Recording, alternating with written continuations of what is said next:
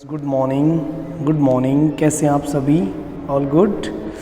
चलो आज हम आपकी चैप्टर नंबर हमने जो 4 डिस्कशन किया था उसका पार्ट 2 करने जा रहे हैं। ओके, पार्ट 1 में हमने एयर के बारे में बहुत सारी बातें पढ़ी थी। याद होगा कि हम एयर के अंदर क्या क्या कंपोजिशन होता है उसके बारे में देखिए सारा डिस्कशन किया था। देखो ये वही पेज है जो हमने उस दिन डिस्कशन किया था कि कैसे एयर का कंपोजिशन सारा कुछ होता है। उसके बाद हमने डिस्कशन किया था एयर का कंपोजिशन होने के बाद कि भाई किस तरह से ये जो एयर होती है हीट होती है, हीटअप होती है और फिर ऊपर उठती है और एयर सर्कुलेशन बनना शुरू कर देती है। ये हमने देखा था, बहुत सारी चीज़ें पढ़ी थी हमने। जो है फोटोसिंथेसिस के बारे में पढ़ा था हमने, ओजोन लेयर डिप्लेशन, और साथ में हमने जो मतलब कि ग्रीन हाउस इफ़ेक्ट के बारे में पढ़ा था। बहुत सारी चीज़ें हमने पढ़ी थी। ठीक है, तो आज हम इसके पार्ट 2 में, एयर के पार्ट 2 में हम डिस्कशन करने जा रहे हैं स्ट्रक्चर ऑफ एटमॉस्फेयर, मतलब कि वायुमंडल का स्ट्रक्चर। ये देखिए अब एक स्ट्रक्चर आपके सामने दिखाया गया है। ये देखिए ये स्ट्रक्चर आपके सामने दिखाया गया है कि सबसे नीचे जहाँ हम लोग रहते हैं जिसको हम ट्रोपोस्फेयर लेयर बोलते हैं। ये देखिए ये ट्रोपोस्फेयर लेयर है, यहाँ पर हम इंसान सारे जो जानवर वगैरह, इंसान वगैरह, मिट्टी वगैरह सब ये होती है। ये लेयर होती है आपकी अर्थ क्रस्ट की लेयर, इसको क्या बोलते हैं? Earth crust. और अर्थ क्रस्ट से ऊपर सबसे पहले जो लेयर मिलती है आपको 10 किलोमीटर के लेवल तक, इसको हम कहते हैं ट्रोपोस्फेयर। इसको कहते हैं ट्रोपोस्फेयर। इसको हिंदी में हम क्षोभ मंडल कह सकते हैं। क्या कह सकते हैं? क्षोभ मंडल। ये देखिए इसको हम क्षोभ मंडल कह सकते हैं। ओके, तो इसमें ना सारे क्लाउड वगैरह सारी चीज़ें होती है जो अभी हम डिटेल में पढ़ने वाले हैं। और उसके बाद में अप्रोक्सीमेट स्ट्रेटोस्फेयर 45 किलोमीटर की रेंज तक आपको मिलेगा, मतलब कि 10 किलोमीटर से ऊपर और 45 किलोमीटर के बीच में। अगर टोटल कैलकुलेशन करें तो लगभग ये 35 किलोमीटर का, 35 किलोमीटर का एरिया है पूरा, जहाँ पर एरोप्लेन वगैरह चल जाएंगे, क्योंकि यहाँ पर कोई क्लाउड वगैरह होते नहीं हैं। हाँ, ओजोन की लेयर ज़रूर होती है और हमारे नीचे के ट्रोपोस्फियर में हमें ओजोन लेयर बचाती है।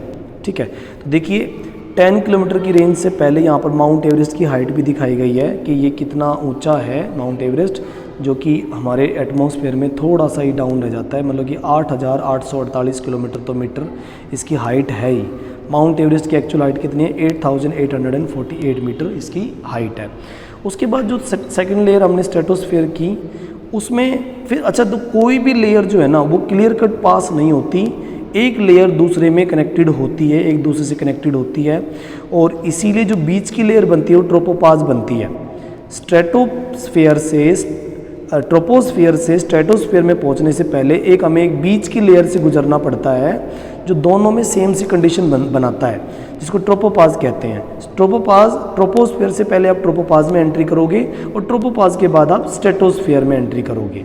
ओके, तो ये आपका दूसरा लेवल होता है एटमॉस्फेयर का, जिसमें एरोप्लेन वगैरह चलते हैं, क्योंकि ना तो यहाँ गर्मी होती है ना ज़्यादा सर्दी होती है। ओके, फिर तीसरा लेवल जो होता है वो स्ट्रेटोपाज के बाद मतलब कि स्ट्रेटोस्फेयर से अगली लेयर मेसोस्फेयर में एंट्री करने के लिए, वो मेसोस्फेयर में एंट्री करने के लिए स्ट्रेटोपाज होता है। यहाँ देखो ये मीटरोइड्स दिखा रखे हैं, ये आपको ये मीटरोइड्स दिखा रखे हैं जो मेसोस्फेयर में पूरी तरह जल जाते हैं। ठीक है, और 45 किलोमीटर से लेकर और 85 किलोमीटर की रेंज में, मतलब कि 40 किलोमीटर का जो बीच का एरिया है उसको हम मेसोस्फेयर कहते हैं। ये जो स्ट्रेटोस्फेयर आपका था इसको हम कहते हैं समताप मंडल। ये देखिए समताप मंडल है। ठीक है, जहाँ समान तापमान होता है, ज़्यादा कोई डिफरेंस नहीं होता। और ये होता है मध्य मंडल, ये मध्य मंडल होता है। ओके, तो ये 3 लेयर हमें समझ में आ गई। एक ट्रोपोस्फेयर लेयर जो कि 10 किलोमीटर की रेंज में है, जहाँ क्लाउड वगैरह खूब मिलते हैं। दूसरी स्ट्रेटोस्फेयर लेयर जो कि 35 किलोमीटर की रेंज में है, और तीसरी होगी मेसोस्फेयर जो कि 40 किलोमीटर की, यानी कि 10, 35 और 40, टोटल मिलाकर 80 में पहुंच गए।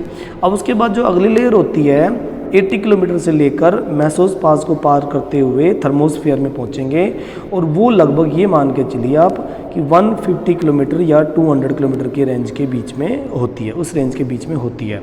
इसको हम थर्मोस्फेयर कह सकते हैं। ये मध्यमंडल था, तो ये है तापमंडल। तापमंडल मतलब कि थर्मोस्फेयर, या तापमान की परसेंटेज बढ़ जाती है, टेम्परेचर पूरी तरह से बढ़ जाता है। ओके, तो ये थर्मोस्फीयर बन जाता है। और लास्ट वाली लेयर एक्सोस्फीयर मतलब कि बाह्य मंडल, ये सबसे बाहरी एरिया में होता है, बाह्य मंडल। ये देखिए सबसे लास्ट वाली लेयर में होता है ये। ओके, अब इनके बारे में थोड़ा डिटेल से पढ़ लेते हैं। तो देखिए स्ट्रक्चर ऑफ एटमॉस्फेयर में पहली लेयर के बारे में हमें बता रहा है, ये देखिए ये पहली लेयर के बारे में हमें बता रहा है स्ट्रक्चर ऑफ एटमॉस्फेयर। तो our atmosphere is divided into 5 layer, कि हमारा जो वातावरण है वो 5 प्रकार की लेयर में बटा हुआ है अर्थ सरफेस से, ठीक है। इसको हम ट्रोपोस्फेयर कह सकते हैं, इसको ट्रोपोस्फेयर मतलब क्षोभ मंडल कह सकते हैं, 5 लेयर में बटा हुआ है। स्ट्रेटोस्फेयर कह सकते हैं, समताप मंडल होगा। मेसोस्फेयर मतलब मध्य मंडल होगा। और थर्मोस्फेयर मतलब ताप मंडल होगा। और एक्सोस्फेयर मतलब बाह्य मंडल होगा। तो ये 5 लेयर हमारी अर्थ सरफेस से ऊपर तक होती है। आखिरी रेंज कितनी है? 1000 किलोमीटर। 1000 किलोमीटर से ऊपर ये जो तापमान वगैरह या एटमॉस्फेयर वगैरह मिलता नहीं है। उसके बाद तो फिर स्पेस शुरू हो जाएगा। ओके, तो देखिए सबसे पहले हम इसके बारे में बात कर लेते हैं, ट्रोपोस्फियर के बारे में। कौन सी ट्रोपोस्फियर? इसके बारे में। ये देखिए ये वाले लेयर की बात कर रहा है, ये ध्यान रखना। अभी जो हम पढ़ने जा रहे हैं वो सबसे नीचे वाले लेयर के बारे में बात कर रहा है, इसके बारे में। ओके, कितना किलोमीटर? 10 किलोमीटर। ओके, चलो देखो अब इसके बारे में देख लीजिए। ट्रोपोस्फियर, तो ये देखिए ये जो लेयर होती है, this layer is most important layer of the atmosphere, सबसे महत्वपूर्ण लेयर होती है ये ट्रोपोस्फियर, मतलब कि क्षोभ मंडल। दोबारा देख लीजिए क्या नाम है इसका, हिंदी में क्या कहेंगे? क्षोभ मंडल, मतलब गुस्से वाली। भाई यहाँ पर बादल भी बनते हैं, या बिजली भी कड़कती है, या बारिश भी होती है, सारी चीज़ें होती हैं यहाँ पर। ओके, तो ये क्या है? ट्रोपोस्फियर है। इट्स एवरेज हाइट, इसकी एवरेज हाइट 13 किलोमीटर होती है। कहीं पर 10 किलोमीटर, कहीं पर 13 किलोमीटर, कहीं पर 8 किलोमीटर, कहीं पर 5 किलोमीटर। तो इसकी एवरेज हाइट जो है लगभग 13 किलोमीटर की होती है। द एयर वी ब्रीथ, जो हवा हम सांस लेने के लिए यूज़ करते हैं वो यहीं पर आपको मिलती है। Almost all the weather phenomena, सभी प्रकार की मौसमी घटनाएं, फिनोमिना का मतलब मौसमी घटनाएं, जैसे कि रेनफॉल, बारिश होना, धुंध का पड़ना, ओले पड़ना, ये सारे जितने भी होते हैं इसी लेयर में संभव हो पाते हैं। ओके, आगे देखो एक और लेयर, ठीक है, ये समझ आ गया। यानी कि सभी प्रकार की मौसमी घटनाएं ट्रोपोस्फियर में ही होती है। और ट्रोपोस्फियर से अगर आपको स्ट्रेटोस्फियर में जाना पड़े तो आपको ट्रोपोपाज में से निकलना पड़ेगा, ट्रोपोपाज में से निकलना पड़ेगा। और ट्रोपोपाज से आप कहाँ पहुँच जाओगे? स्ट्रेटोस्फियर। मतलब क्या स्ट्रेटोस्फियर का? ये वाली लेयर देखो जहाँ पर ये एटमॉस्फेयर में हमने एरोप्लेन वगैरह देखे थे। अब आप देख पा रहे हो यहाँ पर ओजोन लेयर है 35 किलोमीटर की रेंज में, जहाँ एरोप्लेन चलने के लिए कंडीशंस बनती हैं, वो सारी की सारी स्ट्रेटोस्फियर है। तो देखिए स्ट्रेटोस्फियर के बारे में, ये देखिए stratosphere above the troposphere, troposphere के ऊपर वाली लेयर स्ट्रेटोस्फियर कहलाती है। ट्रोपोस्फियर के जस्ट ऊपर वाली लेयर हमें समताप मंडल उसको कह सकते हैं। It extend up to height of 50 kilometre, ये 50 किलोमीटर से ऊपर हाइट में होता है। This layer is almost free from cloud, इस लेयर में कहीं पर भी कोई बादल या कोई भी बिजली की घटनाएं या फिर कोई ओले की बारिश, ऐसा कुछ नहीं मिलेगा। यहाँ पर किसी भी प्रकार की मौसमी घटनाएं नहीं होती। आई रिपीट माई पॉइंट कि यहाँ पर बादल नहीं होते। 50 किलोमीटर की रेंज तक ये एक्सटेंड कर सकती है। मैंने अभी बताया 13 किलोमीटर तो कौन सा था अभी बताया ना, ट्रोपोस्फियर। तो 13 किलोमीटर से लेकर 50 किलोमीटर की हाइट तक ये बढ़ जाएगी आगे, ठीक है। अप्रोक्सीमेट 35-37 किलोमीटर के बीच में ये एरिया है। ओके, कोई मौसमी घटनाएं नहीं होती।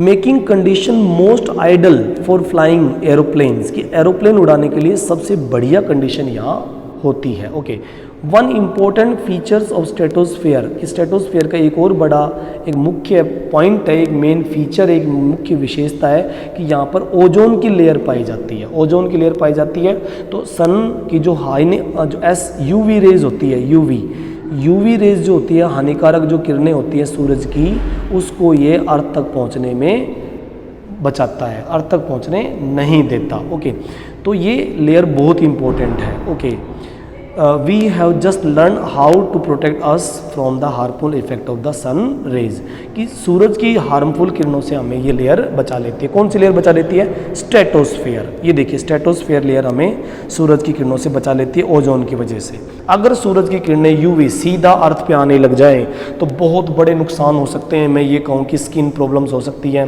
और भी बहुत सारी दिक्कतें यहाँ पर देखने को मिल सकती हैं। ओके, तो मेसोस्फियर के बारे में, मध्य मंडल, अब ये मध्यमंडल क्या है, मतलब कि एक ऐसी जगह है जहाँ पर तापमान ना के बराबर होता है, 0 के बराबर होता है। दिस इज़ थर्ड लेयर, ये तीसरी मुख्य लेयर होती है, तीसरा मेन लेयर होता है जहाँ पर हम लेयर मतलब कि 50 किलोमीटर से ऊपर ये 50 से 80 किलोमीटर के बीच में होती है, 50 to 80 किलोमीटर। तो ये तीसरी लेयर है, ठीक है, atmosphere. It lies above the stratosphere, कि ये स्ट्रेटोस्फेयर से बिल्कुल ऊपर वाले मिलेगी। और यहाँ पर मेट्रोइड्स जलने शुरू हो जाएंगे, meteoroids burn up in this layer, ठीक है। इस लेयर में सारे जो है जलने शुरू हो जाएंगे, क्योंकि इसमें टेम्परेचर की परसेंटेज बढ़ने लगती है। देखो ओजोन लेयर का जो लेयर होता है स्ट्रेटोस्फेयर में मिलना शुरू हो जाएगा। तो अगर स्ट्रेटोस्फेयर में मिलना शुरू हो रहा है तो डेफिनेटली फिर ये यहाँ जो मेट्रोइड्स वगैरह जलने शुरू हो जाएंगे। तो देखिए मेसोस्फेयर 80 किलोमीटर की रेंज में, मध्यमंडल सारे मेट्रोइड जलने शुरू कर देंगे। उसके बाद थर्मोस्फेयर, इसको इस लेयर को 80 किलोमीटर के ऊपर ही मानो आप। ये देखिए थर्मोस्फेयर, जिसका पूरा नाम हिंदी में बनेगा, अगर हम हिंदी में समझे तो इसको तापमंडल कहते हैं। जैसे कि नाम खुद प्रूव कर रहा है कि यहाँ पर तापमान ऑटोमेटिकली एकदम से इंक्रीज हो जाएगा। मतलब अगर आप ये मानो कि मेसोस्फेयर का टेम्परेचर अगर 30, 40, 50 डिग्री से है तो यहाँ पर और भी ज़्यादा बढ़ जाएगा। ओके, तो ये है thermosphere. Thermosphere temperature rise very rapidly, बहुत जल्दी जल्दी बढ़ेगा, ठीक है, और एक हाइट पर आकर बहुत भयंकर लेवल पे आ जाएगा। और थर्मोस्फेयर में जो तापमान मंडल है, और ये मानो कि यहाँ पर आयनोस्फेयर कंडीशन बनेंगी। आयनोस्फेयर कंडीशन का मतलब है कि यहाँ पर जो है तापमान मतलब बड़े लेवल पे बढ़कर जो है चुंबकीय प्रभाव बनाना शुरू कर देगा। क्या बनाना शुरू कर देगा? चुंबकीय प्रभाव, मैग्नेटिक फील्ड बनाना शुरू कर देगा। ये देखिए मैग्नेटिक फील्ड बनना शुरू हो जाएंगी, चुंबकीय प्रभाव बनना शुरू हो जाएगा। ओके, तो आयनोस्फीयर बनना शुरू हो जाएगा। अच्छा, इस लेयर की सबसे बड़ी फायदा ये है कि इस लेयर में अब ये जो हमारी जो सैटेलाइट वगैरह होती हैं, सैटेलाइट वगैरह जो होती हैं वो बननी शुरू हो जाती है। सैटेलाइट वगैरह यहाँ सेटअप की जाती है और रेडियो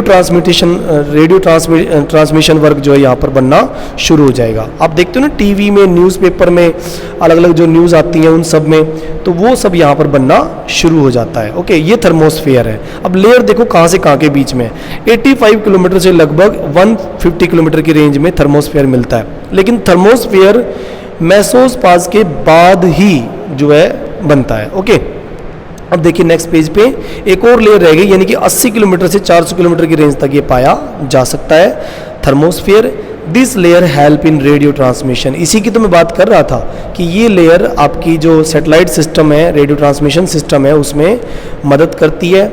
ठीक है, रेडियो वेव्स ट्रांसमिटेड होती हैं यहाँ से अर्थ की तरफ और रिफ्लेक्ट करती हुई चली जाती है बैक लेयर में चली जाएंगी। ओके, तो ये देखिए इस तरह की चीज़ें यहाँ देखने को मिलती है। ठीक है, ओके, अब बात आती है एक्सोस्फेयर। एक्सोस्फेयर मतलब बाह्य मंडल। अच्छा, अगर हमें थर्मोस्फेयर ना मिले तो डेफिनेटली आप ये मान के चलिए कि यहाँ पर किसी भी प्रकार की कोई भी न्यूज़ या कोई भी प्रकार की जो इंटरनेट सिस्टम जो होता है वो पूरी तरह से यहाँ पर फेल हो जाएगा। इंटरनेट सिस्टम पूरी तरह से फेल हो जाएगा अगर ये लेयर नहीं हुई तो। ओके, अब देखिए उसके बाद में exosphere. Exosphere upper most layer होती है, सबसे आखिरी वाली लेयर यही होती है। ठीक है, it is known as exosphere. ये सबसे अलग और सबसे बढ़िया, सबसे बाह्य मंडल होती है।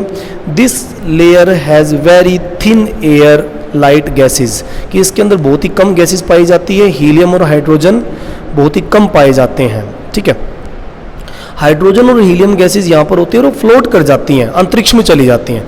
मतलब कि जो ग्रेविटेशन फोर्स होती है हमारी, मतलब कि एक्सोस्फेयर की जो ग्रेविटी हम जिसकी बात कर सकते हैं, ग्रेविटी, वो यहाँ बहुत ही कम लेवल पे होती है।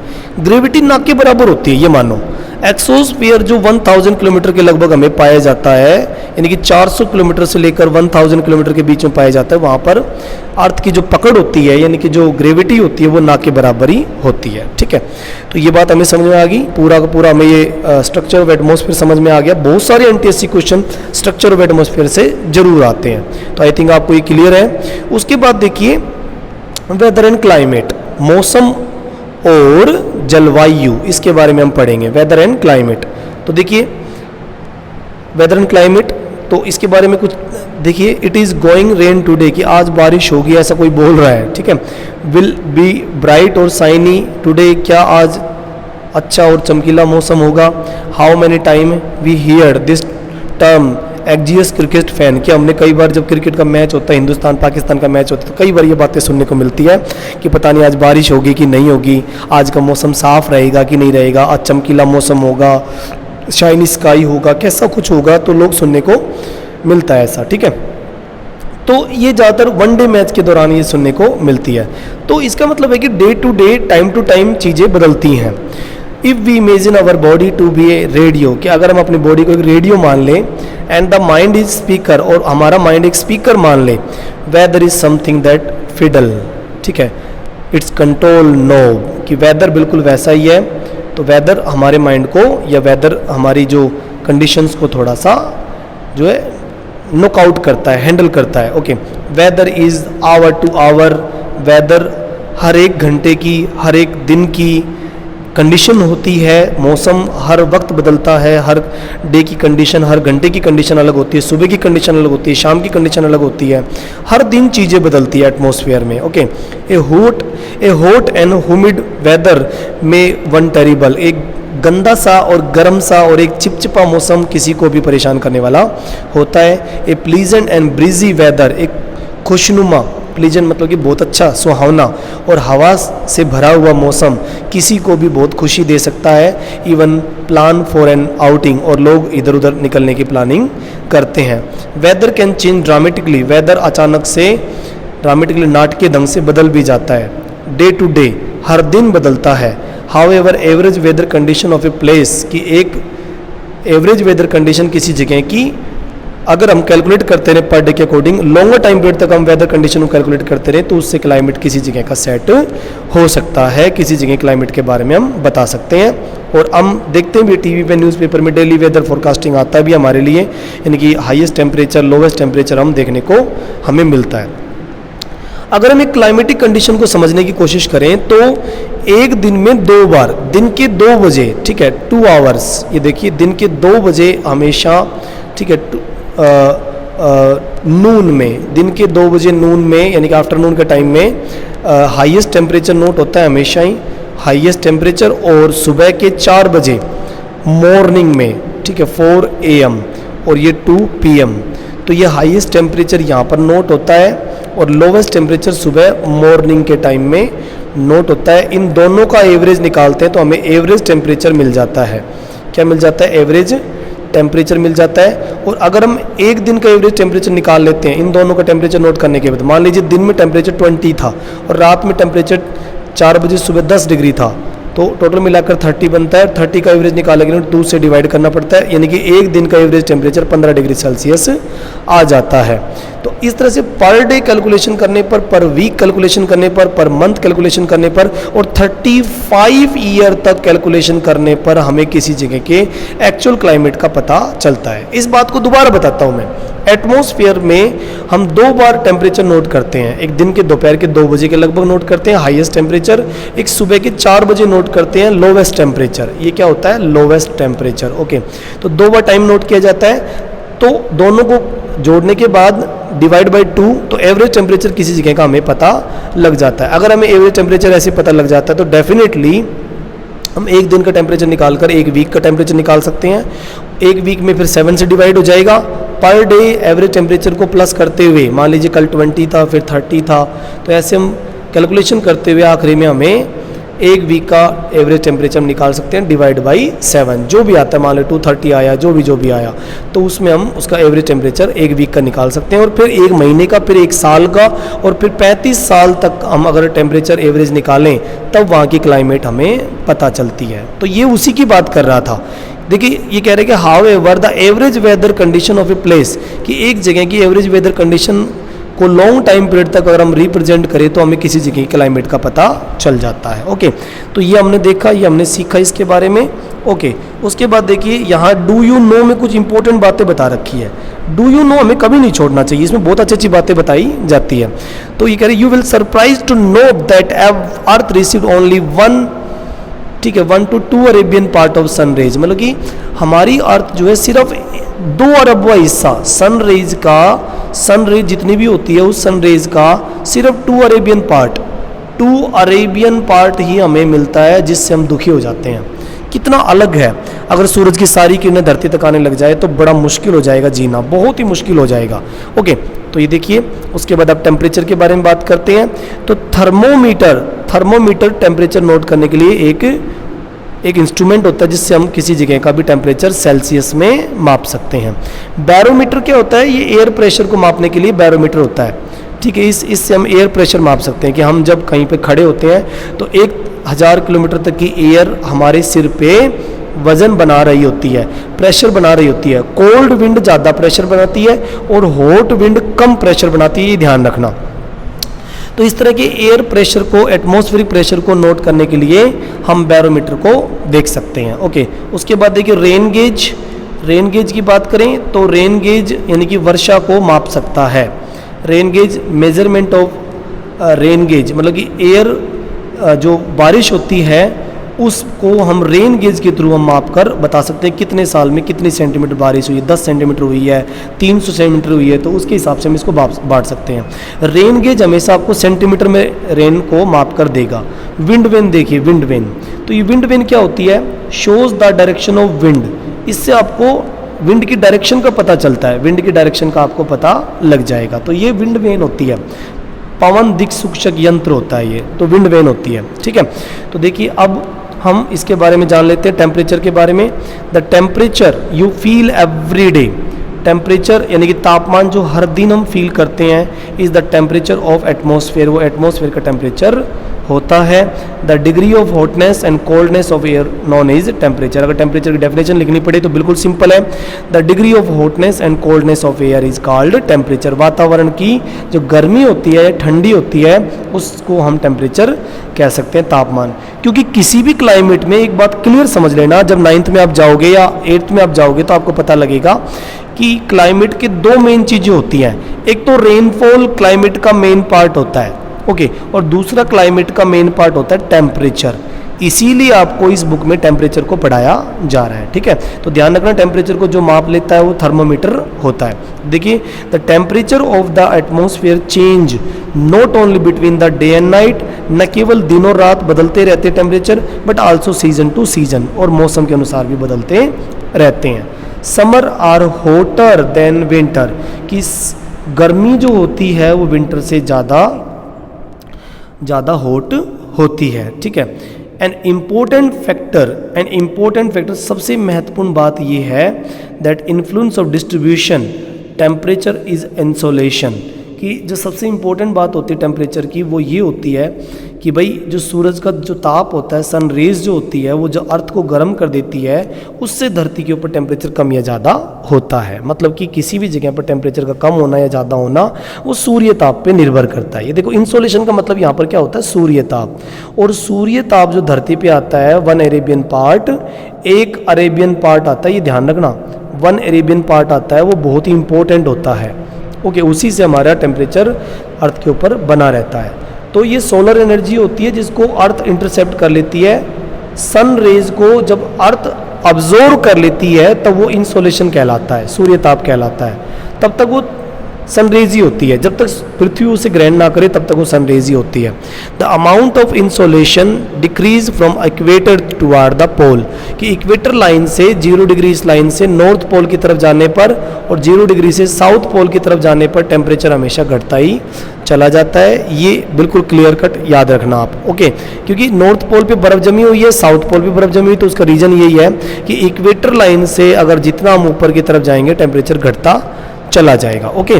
तो ये हमें बहुत आसानी से समझ में आ गया, ओके।